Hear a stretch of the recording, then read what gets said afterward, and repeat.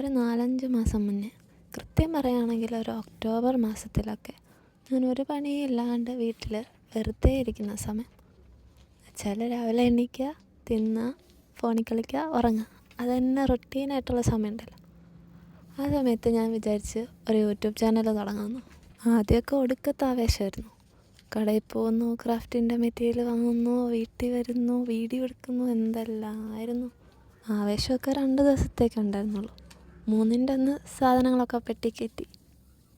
പിന്നെ ഓരോ ദിവസം ഇങ്ങനെ വിചാരിക്കും ചെയ്യണമെന്ന്. പിന്നെ അത് നാളെ നീളെയായി ഈ ഫെബ്രുവരിയിൽ വന്ന് നിൽക്കുന്നു.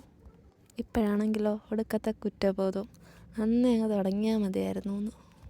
അല്ലെങ്കിലും ഇനിയിപ്പോൾ പറഞ്ഞിട്ട് കാര്യമില്ലല്ലോ. ഈ പോയ ബുദ്ധി ആന പിടിച്ചാൽ തിരിച്ചു വരുമല്ലെന്നാണല്ലോ. അന്ന് മേടിച്ച മെറ്റീരിയലും തപ്പി ഇറങ്ങിയതാ 2 ദിവസം മുന്നേ. പക്ഷേ അത് ആൾക്കാരും കൊണ്ടുപോയി. ഇനി മെറ്റീരിയലൊന്നും പറഞ്ഞാൽ വീട്ടിൽ നിന്ന് വെളിയിലിറങ്ങിയാൽ ഉമ്മ കാല് വെട്ടുമെന്ന് പറഞ്ഞിട്ടുണ്ട്. അതുകൊണ്ടാണ് ഇങ്ങനത്തുള്ള സിമ്പിളായിട്ടുള്ള ക്രാഫ്റ്റുകൾ കാണിക്കുന്നത്. 2 ദിവസം കഴിഞ്ഞ് നമുക്ക് ഉമ്മാനെ സോപ്പിട്ട് സാധനങ്ങളൊക്കെ മേടിക്കാം. അയ്യോ, കഥ പറഞ്ഞിരുന്നിട്ട് നമ്മളെന്താ ചെയ്യുന്നതെന്ന് പറയാൻ മറന്നുപോയി. നമ്മളിപ്പോൾ ഒരു കുഞ്ഞ് പേഴ്സാണ് ഉണ്ടാക്കിക്കൊണ്ടിരിക്കുന്നത്.